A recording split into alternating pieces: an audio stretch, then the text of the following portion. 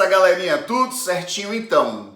Segunda-feira é dia da gente comentar aquelas 3 questões, não é?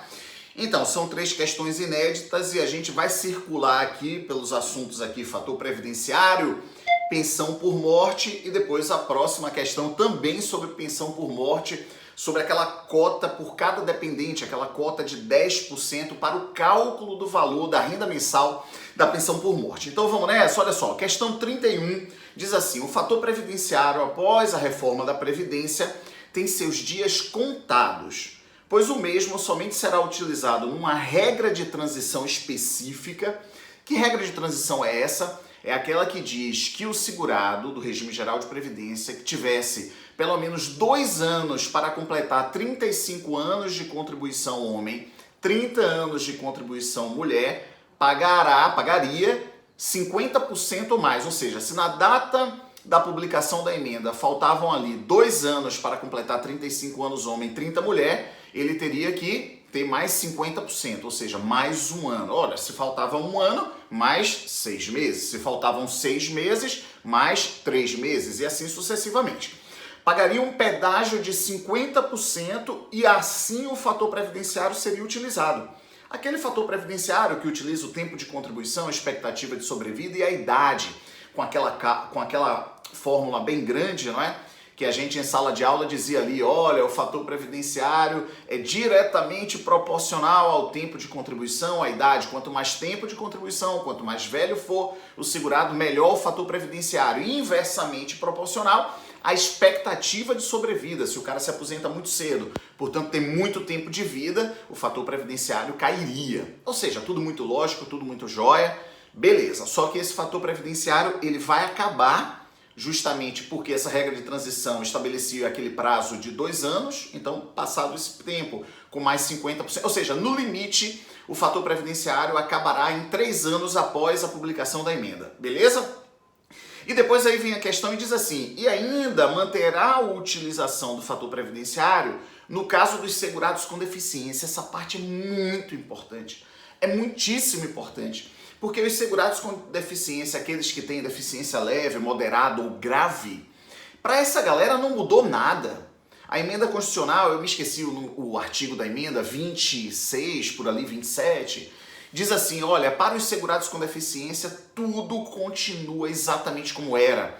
Ela faz referência à Lei Complementar 142, que foi de 2013.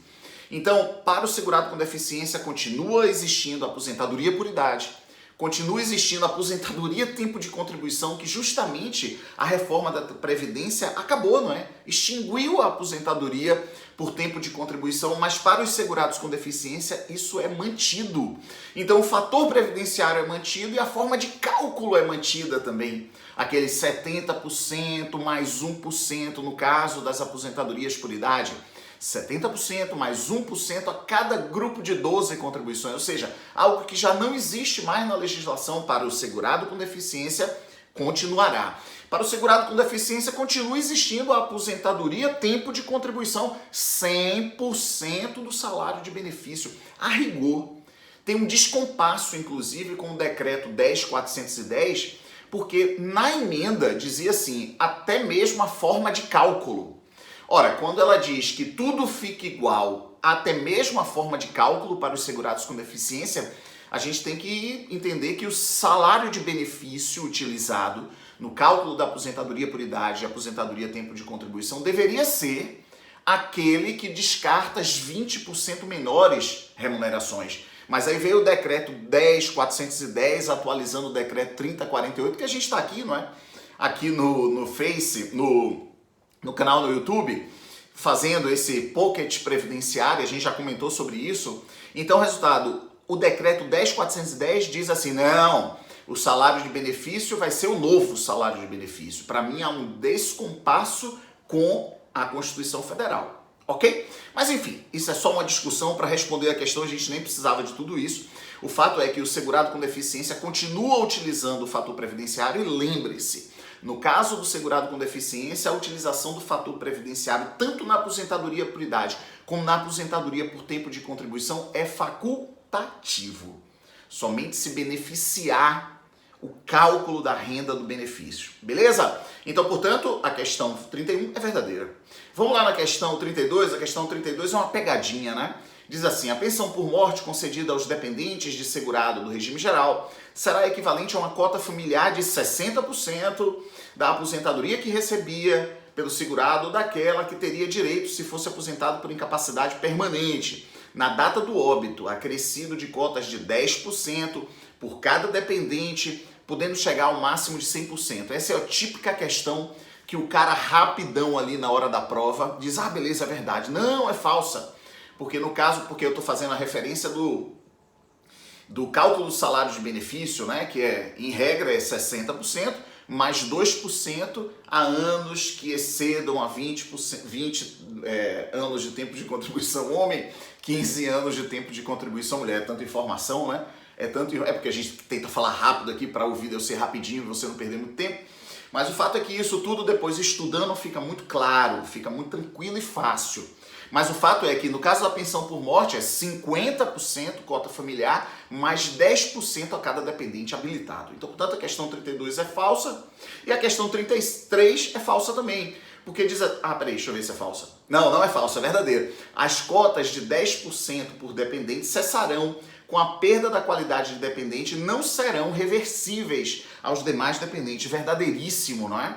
Ou seja, no cálculo da pensão por morte, eu pego 50%, cota familiar, mais 10% por cada dependente habilitado. Tem 3 dependentes habilitados, a viúva e 2 filhos, menores de 21 anos. Beleza. Então vai ser 50% mais 10, 10, 10, 80%.